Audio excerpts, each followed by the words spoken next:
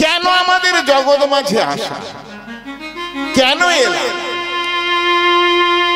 শুধু খাওয়া পড়া, ভালো বাড়ি গাড়ি করা, এই জন্যই কি জগৎ মাঝে আমাদের আসা?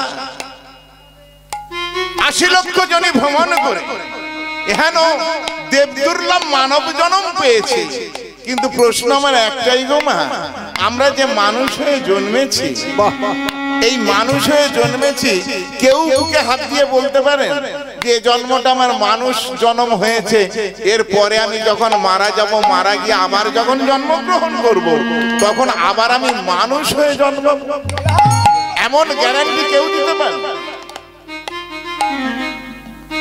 কর্মের উপর নির্ভর করে আমাদের জন্মান্তর। জং জং বাপি সারং ভাবং তাজতন্তে কলে বলো,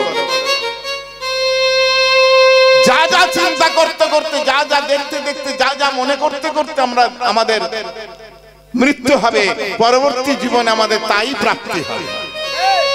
ভাগবত বলছে, পুরাণ বলছে, সর্বত্র একই কথা। বর্তমান কলিযুগে একমাত্র জয়রাধা সেই ভগবান এলেন, গোলক বৃন্দাবনের সেই ভগবান এলেন, দাপরের সেই কুরুক্ষেত্রে ভগবান শ্রীকৃষ্ণ, যিনি অর্জুনকে সারা পৃথিবীর এমন কোন জিনিস নাই যেটা বলেন ওই কুরুক্ষেত্র রণাঙ্গন মাঝে সেই ভগবান এলেন গৌর হয়ে নদিয়ার সচিমাতার গর্ভসিন্ধু মাঝে। আজ কয়েকদিন পরে 22শে ফাল্গুন দোল পূর্ণিমা, ওই দিন এলেই 537 পেরিয়ে 38-এ পড়বে। তা তিনি এলেন, তত্ত্বদর্শী বৈষ্ণবগণ বললেন, ওরে ছেলে আমার, মেয়ে আমার, বাড়ি আমার, গাড়ি আমার, বিষয় আমার, বৈভব আমার, আমার আমার করে তোরা জীবনটাকে শেষ করে দিলি। অথচ আমাদের ঘরের ছেলে সারা পৃথিবী যাকে ভগবান বলে মেনে নিলেন, সেই গৌর হরির চরণ একবার তোরা স্মরণ করলি না, দিনান্তে করলি না। সেখানেই বলে উঠলেন, বর্তমান কলিযুগে একমাত্র চৈতন্য চরিতামৃতকার শ্রীপাদ কবিরাজ গোস্বামী চৈতন্য চরিতামৃত স্বর্ণাক্ষরে কলম দিলেন। কি বললেন? আমার তৈরি করা কথা নয় গো বাবা, চৈতন্য চরিতামৃতকার সারা পৃথিবী যে গ্রন্থ মেনে নিয়েছে, সেই গ্রন্থকার তিনি লিখলেন। কি বললেন? যুগাচিত ধর্ম হরিনাম সংকীর্তন, ইয়া ছাড়া ধর্ম নাই শুনো সনাতন। হরের নাম হরের নাম হরের নামাইব কেবলম, কলৌলনৈব নাস্তেব নাস্তেব গতিরন্নতা, প্রাণান্তে নানুগচ্ছন্তি সর্বধর্ম জনাঃ। জীবনে মরণ সঙ্গে হরের নামাইব কেবলম, প্রবলং বলবদ্ভো দুর্বলং পরম বলং, সম্বলং ভববন্ধনম হরের নামাইব কেবলম কেবলম কেবলম। ভাগবত উচ্চকণ্ঠে বললেন, ওরে কলির জি, ভালো করে লক্ষ্য কর, ভালো করে অনুভব কর। কি বললেন? ভাগবত উচ্চকণ্ঠে কলির জীবের দিকে আঙুল তুলে বলে উঠলেন, সত্যতে ধ্যান, ত্রেতায় যজ্ঞ, দাপরে পূজন, বর্তমান কলিযুগে হরি নাম সংকীর্তন।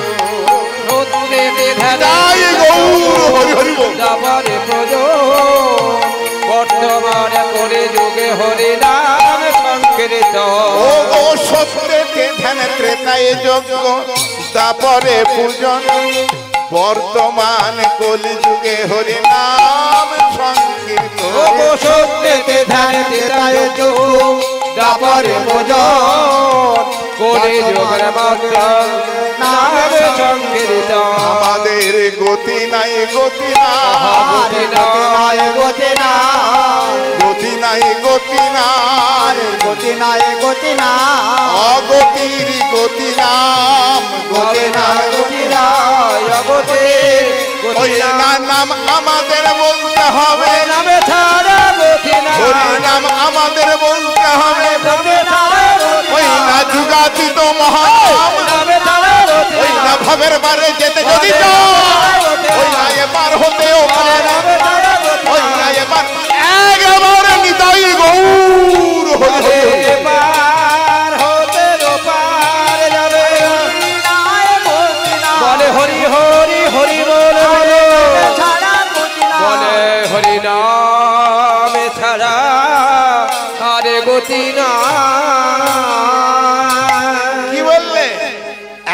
মাত্র হরিনাম হরিনাম হরিনাম, যাগ নয়, যজ্ঞ নয়, বার নয়, ব্রত নয়, পূজা নয়, অর্চনা নয়। হ্যাঁ গো মা, ঠিক কথা বলছি? আরে বাবা একটু মাথা নাড়ুন। কি গো, রাস্তার উপরে যান, যাগ নয়, যজ্ঞ নয়, বার নয়, ব্রত নয়, পূজা নয়, কথাটা ঠিক বলছি কি? আচ্ছা, আপনাদের মধ্যে থেকে যদি কেউ এই কথাগুলো বলতে গেলেন আমার খুব ভয়। যদি কেউ প্রশ্ন করেন যে হ্যাঁ রে বাবা শ্যামল, তোর বাড়ির পুজো টুজো বন্ধ করতে পেরেছি? কি গো, পেরেছি? ইদানিং বন্ধ হয়েছে, যদিও কয়েকবার করে ধাক্কা খেয়ে ইদানিং বন্ধ হয়েছে। একটাই পূজা, একটাই অর্চনা হয়। কোনটা? আমার রাধা মাধবের চরণ। যাই হোক, আচ্ছা যে কজন মা বসে আছে একজন অন্তত হাত তুলে বলবেন যে মা বার করেন না, ব্রত করেন না, এমন কোন মা যদি থাকেন একটু হাত তুলে। করেন না, তার মানে আপনারা সবাই করেন। কি হোক, আচ্ছা বার ব্রত করেন কেন? সংসারে মঙ্গলের জন্য। হ্যাঁ, মঙ্গলকে জীবনে দেখেছে? মঙ্গল দেখা যায় না গো, মঙ্গলের জন্য বার ব্রত করে না। এই কদিন আগে 6ই ফাল্গুন হুগলি জেলার খানাকুলে হেলান বলে একটা জায়গা আছে, তাঁতিশাল হেলান। ওই হেলানে গান করতে গেছি। এর থেকেও বড় জায়গা জানেন, তিল ধারণের জায়গা। আর এই কথাটা যেই বলেছে, আর মায়েরা তো একদম সে গায়ে গা দিয়ে বসে আছে, মানে বসার জায়গায়, পিছনে অনেক মানুষ দাঁড়িয়ে আছে। আর আমি এই কথাটা বলেছি, বলি মায়েরা বার ব্রত করেন কেন? তখন 3-4 জন মা বলে উঠলেন, বলে বাবা এর আগে কদিন আগে তোমার জাংড়িতে, জাংড়ি বলে একটা জায়গা, ওর পাশে 3-4টে গ্রাম দূরেতে গাইতে গিয়েছিলাম, বলে সেখানেও বলেছেন, আজকে বলবেন। আমি বললাম তা আপনারা শুনেছেন, কয়েকজন গেছেন, আর যারা শোনেননি তাদের জন্য বলবো না? তখন এক মা হেসে উঠে বললেন, বলে হ্যাঁ বাবা বলো। মায়েরা বার ব্রত করে একটাই কারণ, বলবে রাগারাগি করবেন না, গালাগালি করবেন তো 8টার পরে করবেন, আমি 8টা পর্যন্ত গাইবো তারপরে। যাই হোক, মায়েরা বার ব্রত করে একটাই কারণে, কি জানেন? জম্মের খাওয়া খাওয়াচ্ছে। প্রতিদিন ঝাল ঝোল চচ্চড়ি এটা সেটা খায়, মনে মনে চিন্তা করে যদি কায়দা করে একটা ব্রত করা যায়, ফুলকো ফুলকো লুচি, আলুর দম, ঘুগনি, সুজির হালুয়া, মানে কি না খেলে।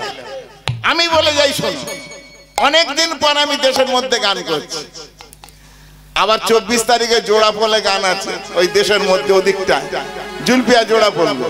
তো যাই বলে যায়, শয়ন উত্থান পার্শ্ব মোড়া, তার মধ্যে ভীমা ছোড়া, 2 ছাওয়ালের জন্মতিথি, অষ্টমী নবমী তিথি, পাগলার 14 পাগলি রাত, এই নিয়ে জীবন কাটে, এই যদি না করতে পারি ভগার খাদে গিয়ে ডুবে মরি। কি বললেন? শয়ন উত্থান পার্শ্ব মোড়া, 12 মাসে 24টা একাদশী। বলে অত একাদশী আমি করবো কখন? আর একাদশী ঝামেলা অনেক। জয় রাধে। এইখানে একটা কথা বলে যাই, আর কোনোদিন সুযোগ পাবো কিনা জানি না। মা গো, যারা একাদশী করেন, একাদশী আমি ছোট করব না।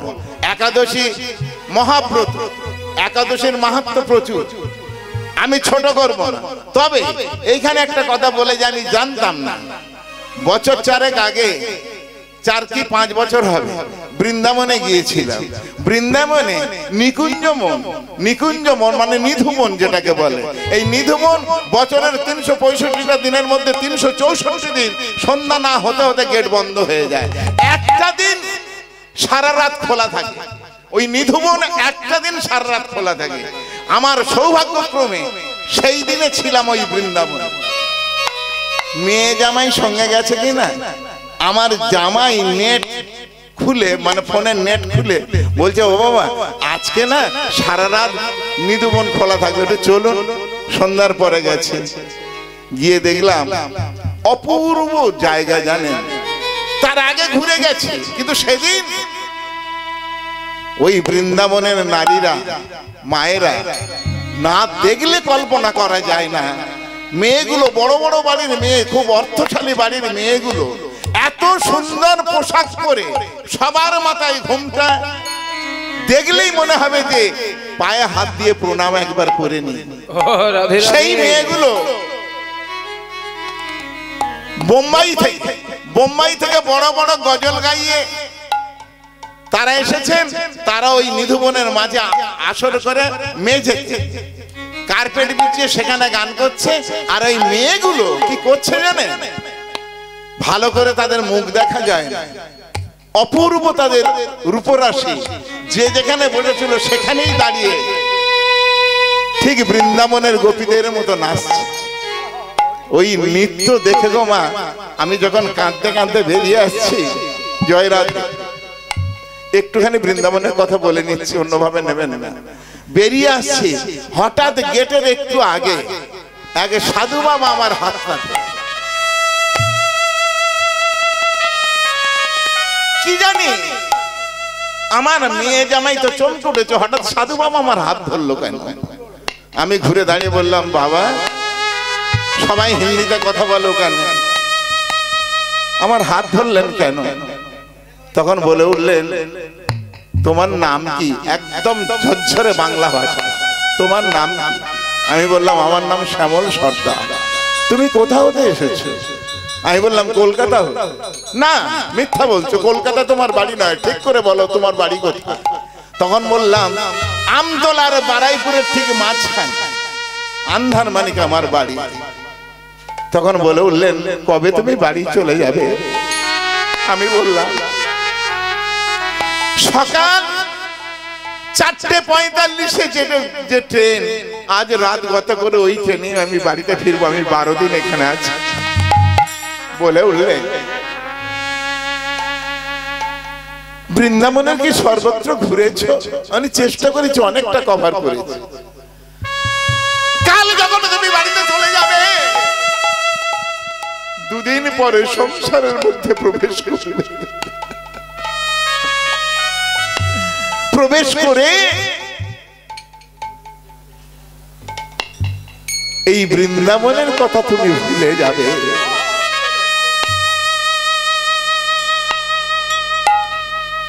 বলে উঠলাম, না আমি বৃন্দাবনের কথা বলবো না। আমি বলে উঠলেন, আমি জানি সংসারে বড় ভয়ঙ্কর জায়গা। ওই সংসারের মাঝে প্রবেশ করলে মানুষ একে একে সব ভুলে যায়। তুমি ভুলে যেও, একটা কথা মনে রেখো, আজকে কি তুমি ব্রত করেছো? আমি বলে উঠলাম, হ্যাঁ। তখন বলে উঠলেন, তবে শুনে রাখো শ্যামো, কৃষ্ণ নাম শতং জপ রাধা নামাইব কেবলম। কৃষ্ণ নাম শতবার জপ করলে যে ফল হয়, একবার রাধা নাম জপ করলে সেই ফল হয়। আমি অমনি পা দুটো জড়িয়ে ধরেছি, বাবাজি আর একবার বলুন। বলে উঠলেন, ভালো করে মন দিয়ে শোনো, কৃষ্ণ নাম শতবার জপ করলে যে ফল, আমার রাধারানীর নাম একবার জপ করলে সেই ফল। কেন জানো? রাধারানী হলেন আত্মাই তত্ত্ব, যিনি অনন্ত কোটি জগতের স্রষ্টা, সেই ভগবান শ্রীকৃষ্ণ রাধারানীর পায়ে নিজের হাতে আলতা পরাতেও দ্বিধা করেন। ওগো শ্যাম, শত একাদশী, শত জন্মাষ্টমী, 100বার ব্রত করলে যে ফল, একটা রাধা অষ্টমী করলে সেই ফল। ভালো করে এই কথাটা মনে রাখবে, 100 একাদশী করলে যে ফল। আমি বাড়িতে এসে গ্রন্থ খুলে দেখলাম, কথাটা অতি সত্য কথা। একবার একটা রাধা অষ্টমী করলে সেই ফল। আমি ব্রত করতে কাউকে বারণ করবো না, তবে মাগো যাই করুন না কেন, দিনান্তে 3 বার যদি না পারেন, একবার যদি হাগৌর প্রাণ গৌর বলে বুকের পাটা ভাঙাতে পারে। কারণ নারদ একদিন জিজ্ঞাসা করেছিলেন, ওগো ভগবান, তোমার কেমন সেবা পূজা করলে তুমি ভক্তকে কৃপা করো। সেদিন ভগবান বলেছিলেন ষোড়শ উপচারে আমার যদি ভক্ত পূজা দেয় আমি সেই ভক্তকে কৃপা করি। সঙ্গে সঙ্গে নারদ বলে উঠলেন ওগো দয়াল ভগবান, যাদের ঐশ্বর্য আছে ধন দৌলত আছে তাদের পক্ষে সম্ভব ষোড়শ উপচারে তোমার পূজা করা, কিন্তু তোমারই তো সৃষ্টি এই অনন্ত কোটি জগতের মাঝে অনন্ত কোটি ভক্ত যাদের খাওয়া হয় না, যাদের অর্থনৈতিক অবস্থা অত্যন্ত খারাপ, যারা ভালো করে তোমার সেবা পূজা করতে পারে না, ভালো মন্দ দিতে দিয়ে তোমায় পূজা দিতে পারে না, তাহলে তাদেরকে তুমি কি কৃপা করবে না? সেদিন ভগবান বললেন দরিদ্রহীন গরিব মানুষ তারা যদি কিছু না তুলসী বৃক্ষ থেকে তুলসী পত্র আর গঙ্গা থেকে আনয়ন করা গঙ্গা জল এই দুটি নিয়ে তুলসী পত্রে চন্দন মিশায়ে সচন্দন তুলসী গঙ্গা জলে যদি হা কৃষ্ণায় নমঃ হা গোবিন্দায় নমঃ হা গোপীজন বল্লভায় নমঃ বলে আমার চরণ অর্পণ করে ভক্তের সামান্য বস্তু হলেও আমি তা মাথায় করে নিই। নারদ হেসে উঠলেন। কিরকম প্রশ্ন ভালো করে লক্ষ্য করুন। নারদ ঋষি হেসে উঠলেন ওগো দয়া, সচন্দন তুলসী গঙ্গা জলে তোমার সেবা পূজা করলে তুমি সন্তুষ্ট হও আমি জানি, কিন্তু বলতে পারো তোমার সৃষ্টি এই জগৎ, এই জগতের মাঝে কত অন্ধ আছে, কত খঞ্জ আছে, যারা চোখে দেখতে পায় না, যারা পায়ে হাঁটতে পারে না, বলো না দয়াল যারা দেখতে পায় না তুলসী বৃক্ষ কত দূরে, তুলসী গাছের পাতা কেমন তারা তো জানে না, দেখেনি জীবন, তাহলে তোমার ওই তুলসী তার পক্ষে কি চয়ন করা সম্ভব হবে? যারা খোঁড়া তারা গঙ্গায় যাবে কেমন করে? তারা তো হাঁটতে পারে না, তাহলে গঙ্গার জল আনবে কি করে? বলো না দয়াল তারা কি তোমাদের কৃপা পাবে? ভগবান বলে উঠলেন তবে শোনো নারদ, তারাও আমার কৃপা পাবে, তাদের গঙ্গা জলের প্রয়োজন নাই,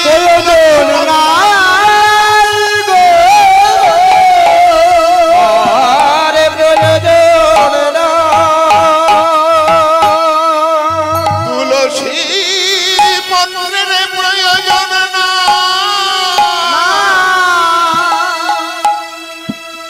ওগো দয়াল ভগবান, তাহলে তারা কি দিয়ে তোমার পূজা দেবে? সেদিন ভগবান বলেছিলেন তবে শুনবেন আরো, যদি কোনো ভক্ত অন্ধ খঞ্জ ভক্ত তারা যদি মন রূপ তুলসী ভক্তিরূপ চন্দন আর এই দুটি গঙ্গার যমুনার দুফোঁটা জল নিয়ে আমার চরণে দেয়, ভক্তের সামান্য বস্তু হলেও, যার জন্য তো ভক্তরা কাঁদে তো গো, কৃষ্ণ নামে কাঁদবে কবে আমার পোড়াম,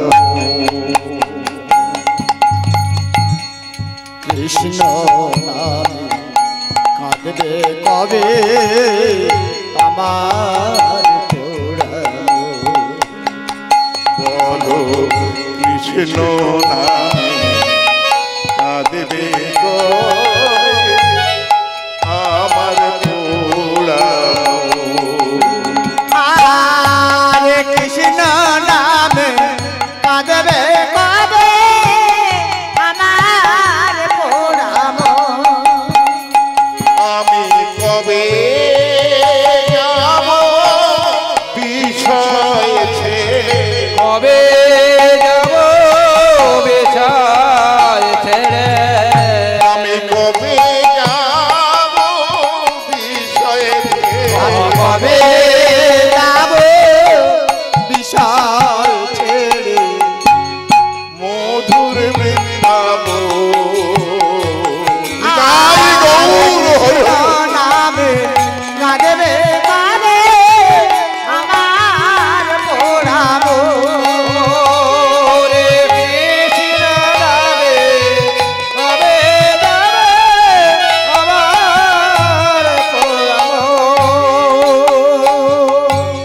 কৃষ্ণ নামে নামাবলী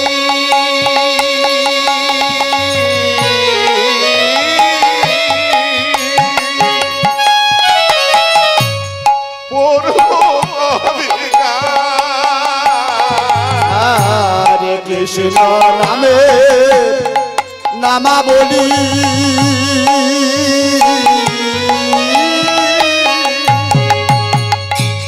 পরব কবে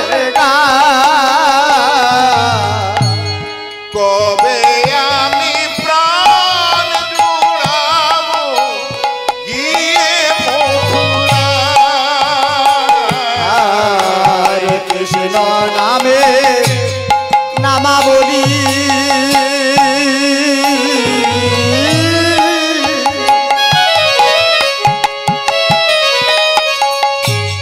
পরব কবে কবে আমি সকল ছেড়ে যাব মথুরা। কৃষ্ণ আমার জীবন হরে কৃষ্ণ আমার জীবন মারো কৃষ্ণ আমার জীবন হরে কৃষ্ণ আমার জীবন মারো কবে পাবো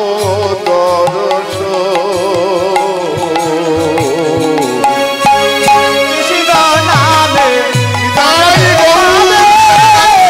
আমার পোড়াবো কৃষ্ণ নামে কাঁদবে কাঁদবে আমার পোড়াবো কৃষ্ণ আমার কালো সোনা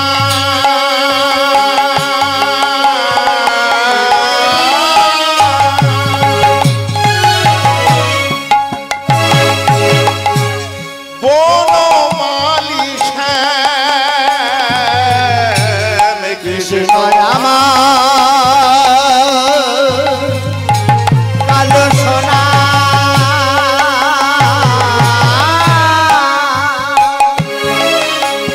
বনমালী শ্যাম ভুল করিয়া একদিন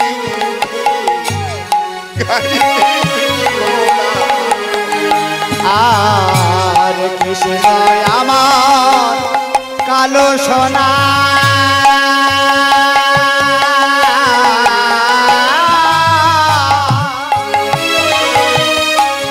বনমালী শ্যাম ভুল করিয়া একদিন আমি গাইলি কৃষ্ণ না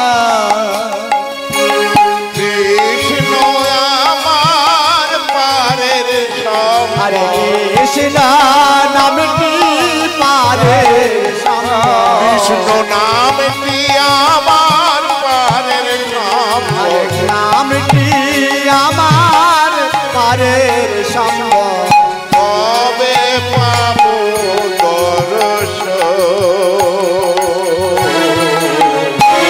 কৃষ্ণ নামে কাঁদবে কাঁদবে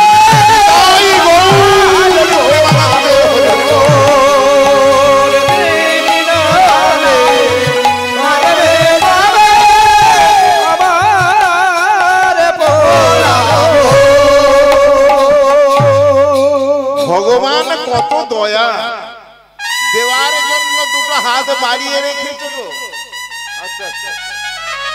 দুটো হাত বাড়িয়ে রেখেছে ওরে ভক্ত একবার তোরা চেয়ে নেই শুধু চাইবি না শুধু আমার চরণ স্মরণ কর আমি দেওয়ার জন্য হাত বাড়িয়ে আছি। কিচ্ছু লাগবে না।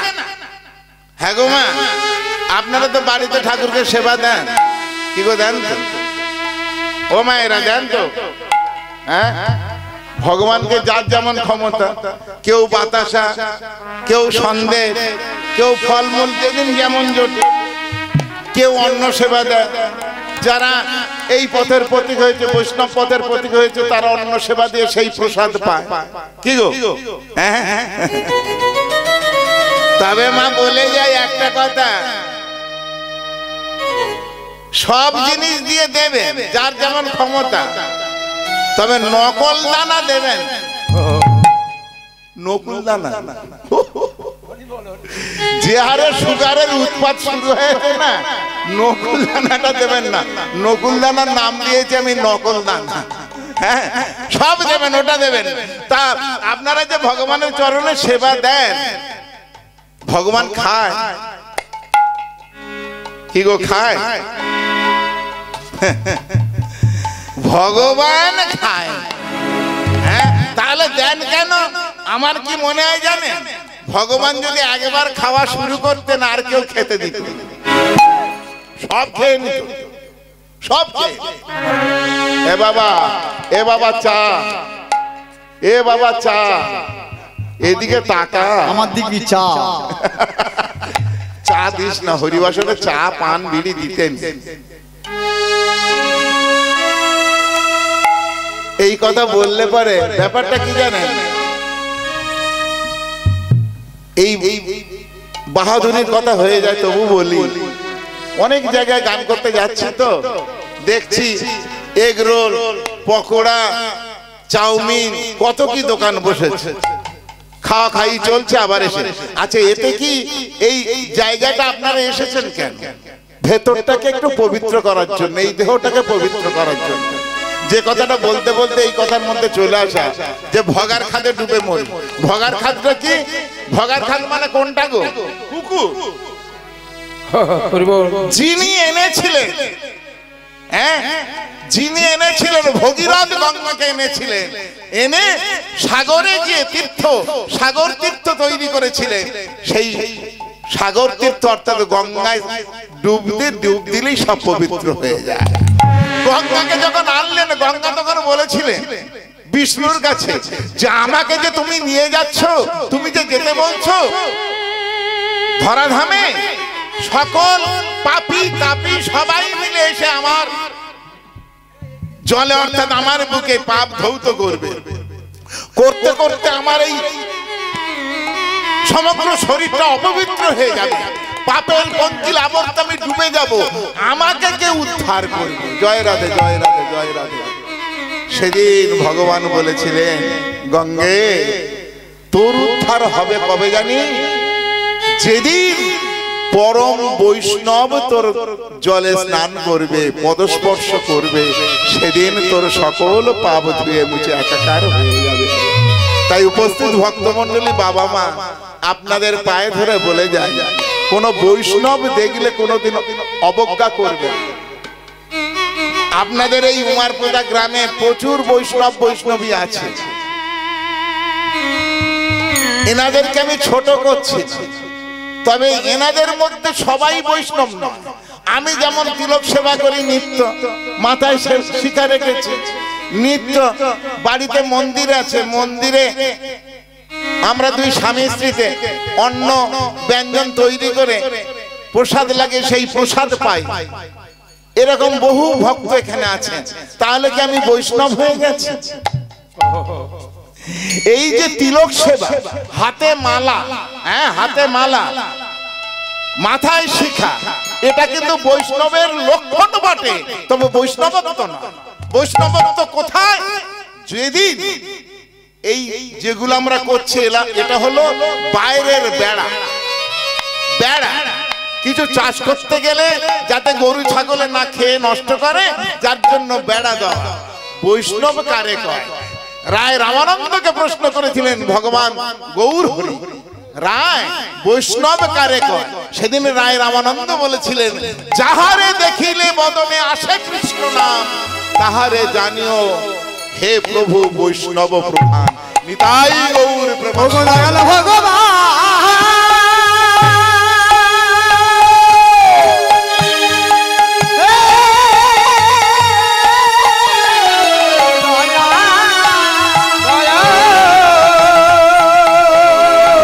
তোমার লীলা বোঝাবার ভগবান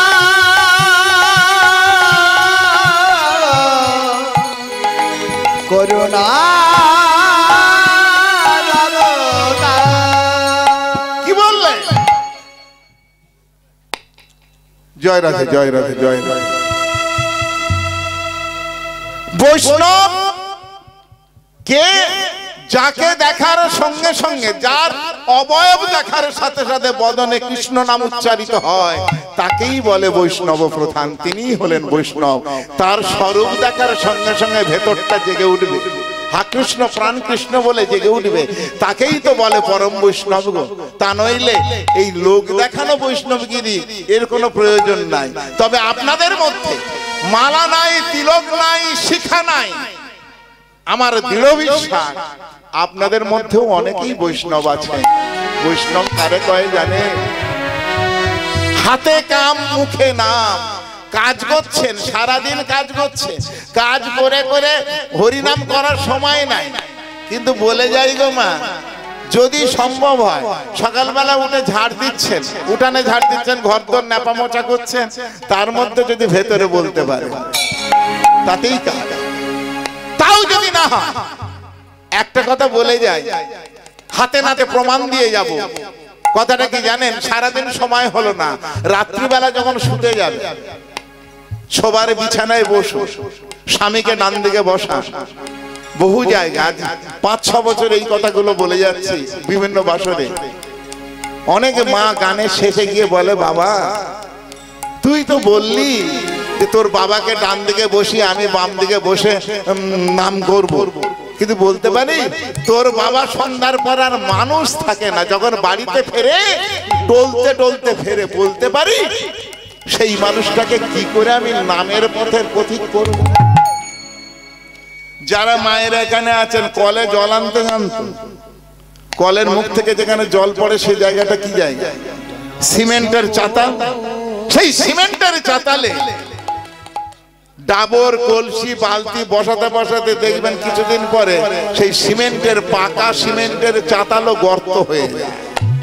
তা চাতাল যদি গর্ত হয়ে যায়, আর একটা মানুষকে যদি ঠিক ঠিক খাওয়া দাওয়া যায়, সে তো মানুষ, একটা মানুষকে যদি ঠিক ঠিক ঘা দেওয়া যায় একদিন না একদিন, কারণ ভজন সাধনের চাবিকাঠি নারীর কাছে।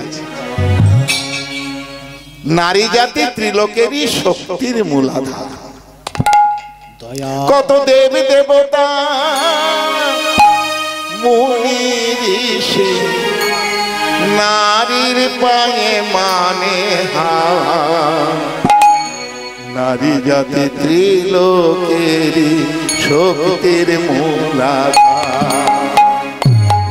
কত দেবে দেবতা মনে রেখে, ঘরে দেবে দেবতা মনে রেখে, ঘরে রে মানে মানে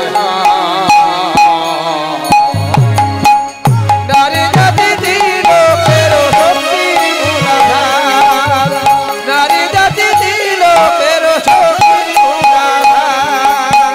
কত দেব দেবতা নারীর পায়ে এসে শরণ নিয়েছে, বহু প্রমাণ, বহু প্রমাণ। কটার বলবো, আসছে সে কথায়। তাহলে ভালো করে লক্ষ্য করুন, স্বামীকে ডান দিকে বসান, নিজে বাম দিকে বসুন। কেন গোমা? একা একা নাই হয় রস আস্বাদন, এক রসে আস্বাদন হেতু দুই দেহ ধারণ। বাবা যদি যায় গঙ্গা স্নানে, মা যেন যায় ফুল বাগানে, ফুল বাগানে।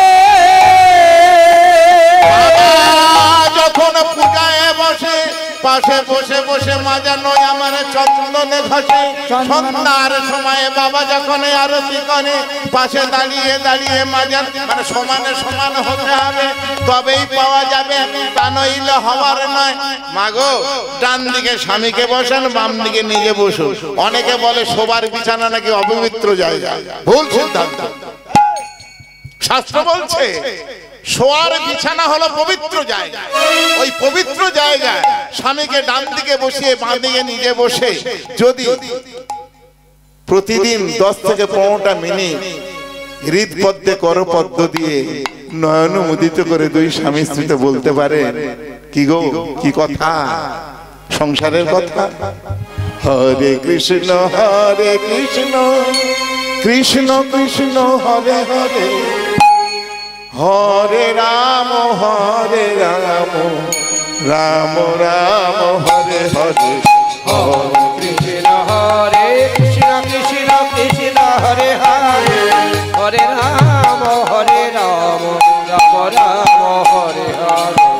উপস্থিত ভক্তমণ্ডলী, বাবা মা যারা, আমি আপনাদের ঘরের ছেলে যারা বসে আছেন গান শুনছেন, কাউকে আমি জোর করে বলবো না। যদি সম্ভব হয় কোনো ভাগ্যে কোনো জীবের শ্রদ্ধা যদি হয়, তবে সেই জীবে হেন সাধুসঙ্গ করায়। সাধুসঙ্গ হইতে হয় শ্রবণ কীর্তন, শ্রবণ কীর্তন হইতে হয় পবিত্র নিমন্ত্রণ, পবিত্র নিবৃত্তি হইলে জীবে নিষ্ঠা হয়, নিষ্ঠা হইতে জীবের রুচি উপজয়, রুচি হইতে হয় আসক্তি প্রচুর, আসক্তি হইতে হয় জীবে মৃত্যাঙ্কুর। সেই ভাব গান হইল ধর্মনাম, এমন প্রেম প্রয়োজন সর্বানন্দ ধাম। তাই যদি সম্ভব হয় করতালি দিয়ে, তাও যদি না হয় যে যেখানে বসে আছেন আমার কণ্ঠে কণ্ঠ মিলিয়ে একবার বলুন। কারণ এসেছেন যে সুস্থ শরীরে ফিরে যাবেন গ্যারান্টি নাই, ঠিক গো? নিঃশ্বাসকে নইব বিশ্বাস। তাই বলি এই পবিত্র তীর্থভূমিতে, পবিত্র বৃন্দাবনে, বৃন্দাবন কারে কয় গো? ও মা, এরা বৃন্দাবন এটা? হ্যাঁ, কেন? হরিনাম হচ্ছে বলে তো। আর বৃন্দাবন কোথায়? কি বললেন ভালো করে শুনে রাখুন। যেখানে হয় হরিনাম সংকীর্তন, সেখানে জানিও মধুর বৃন্দাবন। আর বৃন্দাবন কোথা? যেটা আছে তুলসী কানন, সেখানে জানিও মধুর বৃন্দাবন। আর বৃন্দাবন কোথা? যেটা হয় ভাগবতে কতন, ভাগবত পঠন, সেখানে জানিও মধুর বৃন্দাবন। আর বৃন্দাবন কোথা? যেটা হয় নিত্য নিত্য আমার রাধা মাধবের সেবা নিকেতন, সেই স্থানে জানিও মধুর মধুর মধুরানবে বৃন্দাবন।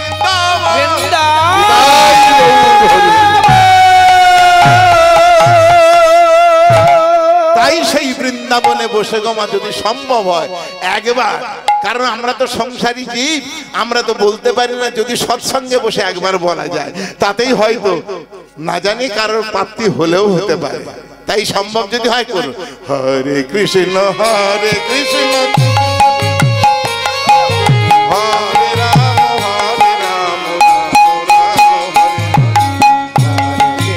হরে কৃষ্ণ কৃষ্ণ কৃষ্ণ হরে হরে, হরে রাম হরে রাম, রাম রাম হরে হরে। হরে কৃষ্ণ কৃষ্ণ কৃষ্ণ হরে হরে, হরে রাম রাম রাম হরে হরে। হরে কৃষ্ণ কৃষ্ণ কৃষ্ণ কৃষ্ণ হরে হরে, হরে রাম রাম রাম হরে হরে। হরে কৃষ্ণ কৃষ্ণ কৃষ্ণ হরে হরে, হরে রাম রাম রাম হরে হরে। হরে কৃষ্ণ কৃষ্ণ কৃষ্ণ হরে হরে, হরে রাম রাম রাম রাধে রাধে। বললে কি হবে? আপনারা আমার কথা শুনে হয়তো করলেন, করলে কি হবে? চৈতন্য চরিতামৃতকার শ্রীপাদ কবিরাজ গোস্বামী কলম দিলেন, কি বলছেন? এইভাবে 15টা দিন যদি কেউ নাম করতে পারেন, একদম হাতে গোনে 15টা দিন, কি হবে জানেন? 16 দিনের মাথায় আমার চ্যালেঞ্জ, সবাই আমাকে চেনেন, করে দেখবেন। যদি না পান, আমার বাড়িতে গিয়ে আমার দাওয়ায় বসে কানটা ধরে 3টে চড় মেরে আসবে। আমার চ্যালেঞ্জ, 15 দিনের পরে 16 দিনের মাথায় আর ভগবান দেখার বাসনা জাগবে না। রাধে। এই যে দুটি আছে না, গঙ্গা যমুনা, এই গঙ্গা যমুনার অঝর ধারায় বুকের পাটা ভেসে যাবে। কারণ বেশি দিন নয়, একটা মাস যদি করতে পারেন। চরিতামৃতকার কবিরাজ গোস্বামী বলে উঠলেন, সর্বশক্তি দিলা নামে করিয়া বিভাগ, আমাদের দুর্দৈব দশাক্রমে হেন নামে না হলো অনুরাগ। ভালোবাসা জন্মানো, অনুরাগ। একবার ভালোবেসে দেখুন, মিলবে মিলবে মিলবেই মিলবে। তার উজ্জ্বল প্রমাণ। আসুন আজকে একটা বিষয় আপনাদের চরণে নিবেদন করব, যে বিষয়টা হয়তো আপনারা শোনেননি। বেশ কয়েক বছর আগে ঘোলের মাঠ মন্দিরেতে আমি বোধহয় গিয়েছিলাম, মনে হয়। বিষয়টা আজকে এখানে নিবেদন করব। বিষয়টা কি জানেন? শচীর নন্দন গৌর হরি সন্ন্যাস নিয়ে চলে গেলেন কত বছর বয়সে? কি বাবা মনে আছে? ও মায়েরা মনে আছে? বলুন। 24 বছর বয়স। দাদা ঠিক বলে। বিষ্ণুপ্রিয়ার তখন বয়স কত? মাত্র 14 বছর, ছোট্ট মেয়ে ছিল। সচি মায়ের বয়স কত? 67 বছরের বৃদ্ধা। গ্রন্থে পরিষ্কার লেখা আছে 1983 সাল, জানেন ইংরেজি 1983 সাল। আপনারা সবাই জানেন আমার একটা বাবা বলা মানিক ছিল, তার তখন বয়স মাত্র 3 বছর। তার হাতটা ধরে নিয়ে আমি নবদ্বীপ মায়াপুরে গিয়েছিলাম একা। বিকালবেলা ইস্কনের মন্দিরে আরতি দর্শন করব বলে বেরিয়েছি। এখন অনেক রাস্তাটা চওড়া হয়েছে, তখন সরু রাস্তা। রাস্তার দুই ধারে বিভিন্ন দোকান পসারি আছে। তার মধ্যে একটা ছোট্ট বই দোকান দেখি। সেই বই দোকানে কাঠের থাক করা, সেই থাকেতে একটা বই দাঁড় করানো আছে। বইটার উপরে লেখা কাঁদে বিষ্ণুপ্রিয়া। ওমা, দোকানিকে বললাম ওই বইটা দেন তো। বইটা খুলে দেখলাম বিষ্ণুপ্রিয়ার জীবনী লেখা আছে। দাম তখন কত? মাত্র 2 টাকা। 2 টাকা দিয়ে কিনে নিয়ে এসে যে ঘরে ছিলাম, সন্ধ্যার পরে মেয়েকে খাইয়ে দাইয়ে ঘুম পাড়িয়ে সারা রাত ধরে 2 বার পড়েছিলাম ঘুম। 2 বার পড়ে ওই চোখের জলে বালিশ ভিজে গিয়েছিল। কেন জানে? মহাপ্রভুর অন্তর্ধান 48 বছর বয়সে পুরী ধামে। অনেক বিতর্ক আছে কিভাবে তিনি ইহলোক ত্যাগ করেছেন, বিতর্ক আছে, আমি ওদিকে যাব না। তুই তো চলে গেলি ধেই ধেই করে নেচে সন্ন্যাস হয়ে, কিন্তু বিষ্ণুপ্রিয়ার জীবনীটা কেমন করে কেটেছিল, শেষ জীবনে তার দশাটা কি হয়েছিল, কতদিন বিষ্ণুপ্রিয়া বেঁচেছে, অর্থাৎ বিষ্ণুপ্রিয়ার অন্তর্দশা আজকে বিষয়। যেদিন নিমাই সন্ন্যাস নিয়ে চলে যাবে মনে মনে ঠিক করেছে, দিনটা ছিল মাঘ মাসের মাঘী পূর্ণিমার দিন। জয় রাধে। সন্ধ্যার পরে আহার করে নিমাই আমার এসে ঘরে বিছানায় অর্ধ শোয়া অবস্থায়, শায়িত অবস্থায় শুয়ে আছে। পূর্ব দিকের জানালাটা খোলা, আকাশের পূর্ণ পূর্ণিমার চাঁদের আলো, ঘর ভরে গেছে। আর মেয়েদের রান্নাঘরে সব গুছিয়ে গেছে, হাঁড়ি কুড়ি গুছিয়ে গেছে, শুতে আসতে একটু দেরি হয় না গো মা। বিষ্ণুপ্রিয়া সব কাজকর্ম সেরে যেই ঘরের মধ্যে ঢুকে দরজাটার খিল দিয়েছে, অমনি নিমাই ডাক দিয়েছে, প্রিয়া, ও প্রিয়া এসো না। যেই বলেছে প্রিয়া এসো না, মায়েরা তো অনেকেই আছে, বলুন তো প্রতিটা নারীর ক্ষেত্রে সবচাইতে স্বামীর কাছে নির্ভয়ের জায়গা কোনটা? ও মা জানা আছে? কি গো মা জানা আছে? জানা আপনাদের আছে, লজ্জায় বলবেন না। লজ্জার ঘৃণা ভয় দিন থাকতে না। আবার বলছি, নারীর একমাত্র নির্ভয়ের নিঃসংকোচের জায়গা হলো স্বামীর এই জায়গায়। বিষ্ণুপ্রিয়া নিমায়ের বুকে না ঝাঁপিয়ে পড়ে একেবারে চরণে ছিন্নমূল তরুণ না ছাড়ে খেয়ে পড়লে, যেই পড়েছে, কি তুমি আমার চরণে কেন? প্রাণ রমণ হৃদিভূষণ হৃদয়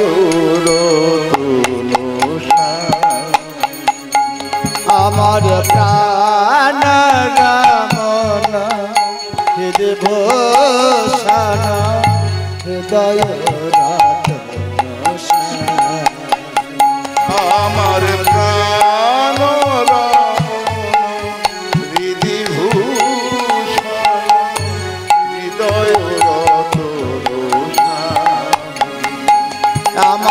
প্রাণ রমন হৃদয় ভূষণ হৃদয়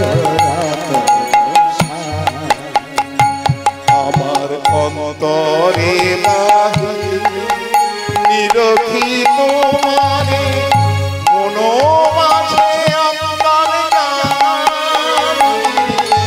প্রাণ রমন হৃদয় ভূষণ হৃদয় আমার প্রাণ রমন হৃদয় ভূষণ হৃদয় আখির নয়ন মন চিন্তা রাখির নয়ন মন চিন্তামণি আখির নয়ন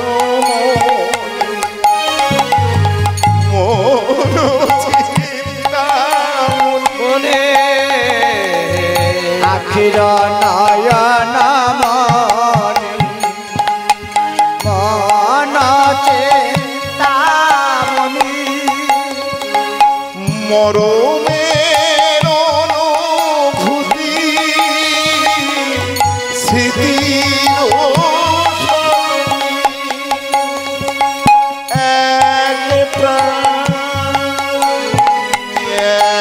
এক প্রাণী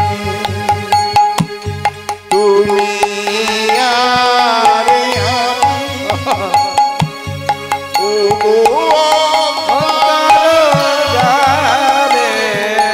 প্রাণ রমন তাই গৌর প্রেমানন্দে হরি হরি হৃদয় আমার প্রাণ রমন হৃদয় ভূষণ হৃদয় আমার নিমাই করলেন কি বিষ্ণুপ্রিয়ার দুটো বাহু ধরে দাঁড় করিয়েছে মনে মনে চিন্তা আজ রাত্রিবেলায় তুমি ঘুমিয়ে পড়লেই আমি চিরদিনের মতো পালিয়ে যাব হঠাৎ বিষ্ণুপ্রিয়া বলে উঠলেন প্রভু আকাশের চাঁদের আলো ঘরটাকে যেন মোহময় করে তুলেছে প্রভু গো আজকে না তোমাকে খুব সাজাতে ইচ্ছা করছে একটু সাজাবো আমাকে সাজাতে ইচ্ছা করছে নিমাই তখন ভিতরে ভিতরে ডুগরে ডুগরে কাঁদছে প্রিয়া এটাই যে তোমার শেষ সাজানো ওমা যেসব মায়েরা বসে গান শুনছে বলুন না আজকালকার দিনে সাজানোর কি কি আছে গো কি আছে গো এই বছর 5-6 আগে জানেন পূজার ঠিক আগে আমার মেয়ে হঠাৎ বলতে সব কেনাকাটা হয়ে গেছে তখন আমার চাকরি আছে এই 2 বছর হলো আমি রিটায়ার করেছি 21 সালের মে মাসে রিটায়ার করেছি তখন চাকরি আছে অনেক টাকা মাইনে মেয়ের সব কেনাকাটা হয়ে গেছে বলছে ও বাবা সব কেনা হয়েছে একটা জিনিস বাকি কি রে বলে চলো না একটা বাক্স কিনি আরে বাক্সর কত নেবে 200-250 টাকা চল বাড়াই গেছে দত্ত ভ্যারাইটিস গো রাজস্থানটা পেরিয়ে গিয়ে বাম দিকে দত্ত ভ্যারাইটিসে ঢুকে আমার মেয়ে সব দোকান টোকান চেন তখন বোধহয় 11 কি 12 পড়ে ভালো গিয়ে বলে উঠলে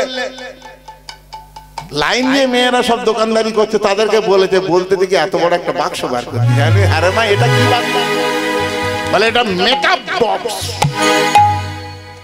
তো দোকানদারকে বললাম কত দাম বলে 800 ওরে বাপ রে বাপ আমি চিন্তা করলাম কি জুজু আছে এর ভিতরে 800 টাকা পেমেন্ট করলাম কারণ উপায় নাই একটা মেয়ে বাড়িতে এনে বললাম বলে আরে মা তোর মেকআপ বক্সটা খুলতে দেখে ওর ভেতর কি মাল করি আছে ওমা যেই খুলেছে দেখি লাল নীল হলুদ সবুজ সব রঙের কৌটো একে বলে মেকআপ বক্স বলে এই দিয়ে তো সাজতে হয় আজকালকার দিনে এই সাজের পদ্ধতি আর সেদিনকে বিষ্ণুপ্রিয়া সাজালেন কেমন করে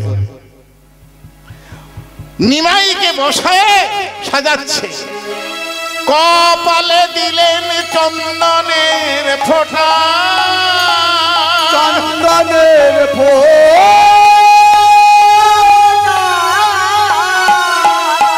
গলায় পরালেন কুন্দ ফুলের মালা, কুন্দ ফুলের মালা, চরণে পরালেন লাল আলতা, আর নয়নে পরালেন কাজলে।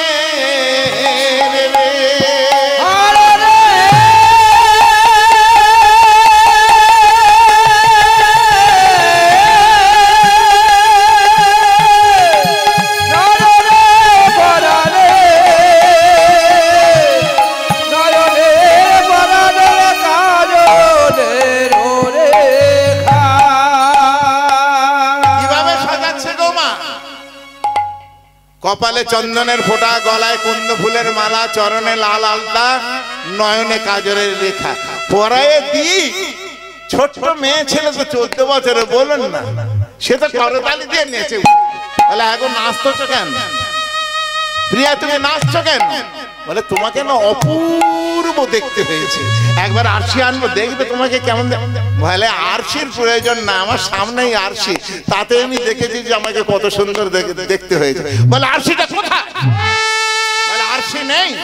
নিমাই বলছে আরশি নেই। বলে আরশি কোথায়? আমি আনলাম না, তোমার দেখা। বলে তোমার মুখের অবয়ব,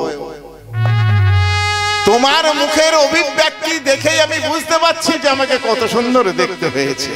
তাই নিমাই বিষ্ণুপ্রিয়াকে বলে উঠলে, প্রিয়া তুমি তো আমাকে সাজিয়েছো, এবার আমার বড় তোমাকে সাজাতে ইচ্ছা করছে, এসো না তোমায় সাজায়। পুরুষ মানুষ কোনোদিন মেয়ে মানুষকে সাজাতে পারে? বলে দেখো না আমি তোমায় সাজাতে পারি। বলে বিষ্ণুপ্রিয়াকে কোলের কাছে টেনে নিয়ে ঠিক যেমন করে নিমাইকে সাজিয়েছিল ঠিক সেইভাবে সাজাইছে। সাজাতে সাজাতে নিমাই মনে মনে চিন্তা করলেন, প্রিয়া প্রিয়া এটাই যে আমার শেষ সাজানো তোমায়, এই সাজা আমি তোমায় সাজা দিয়ে যাব। সারাদিন এই নদিয়ায় বসে বসে তোমায় কাঁদতে হবে। সাজানো শেষ। এবার বিষ্ণুপ্রিয়াকে ডাক দিয়েছে, প্রিয়া এবার এসো না। অনেকেই বলে নিমাই ছিলেন পণ্ডিত, নিমাই ছিলেন দিগ্বিজয়ী, নিমাই ছিলেন ভগবান, কিন্তু শাস্ত্র বলছে নিমাইয়ের মতো রসের রসিক ত্রিজগতে আর দ্বিতীয় ছিল না। তাই নিমাই যেই বিষ্ণুপ্রিয়াকে ডাক দিয়েছে, বিষ্ণুপ্রিয়াকে বুকে গিয়ে ঝাঁপিয়ে পড়েছে। ও বাবা, বিষ্ণুপ্রিয়া যখন বুকে ঝাঁপিয়ে পড়েছে, নিমাই বিষ্ণুপ্রিয়াকে বুকে করে নিয়ে 3 বার চুম্বন যেই দিয়েছে, সারাদিন অক্লান্ত পরিশ্রম, শ্রান্ত দেহ নিমাইয়ের বুকেই বিষ্ণুপ্রিয়া ঘুমিয়ে পড়লেন। বিষ্ণুপ্রিয়াকে বিছানায় শায়িত করে নিমাই বিষ্ণুপ্রিয়ার পাশে শুয়েছেন চিত হয়ে। শুধু প্রহর গুনছে কখন বিষ্ণুপ্রিয়ার গভীর নিদ্রায় নিদ্রিত হবে। রাত্রি 12টা, 12:30, 1টা, যেই 1:30 পৌনে 2 বেজেছে, নিমাই দেখলেন বিষ্ণুপ্রিয়া গভীর নিদ্রায় নিদ্রিতা। ধীরে ধীরে পাশ থেকে উঠে, ও মায়েরা, পাশ বালিশ গো বিষ্ণুপ্রিয়ার কোলের কাছে দিয়ে ধীরে ধীরে বিছানা থেকে নেমে দাঁড়িয়ে দাঁড়িয়ে বিষ্ণুপ্রিয়ার বদন দেখছে আর অঝর নয়নে কাঁদছে। বিষ্ণুপ্রিয়া গো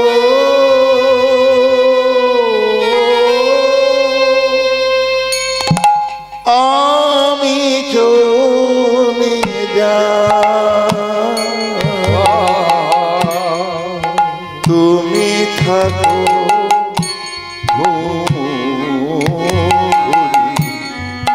আমি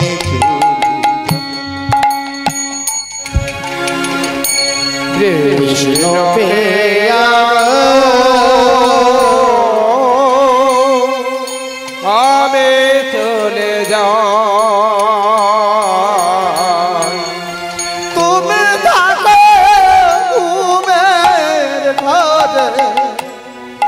আমি চলে যাই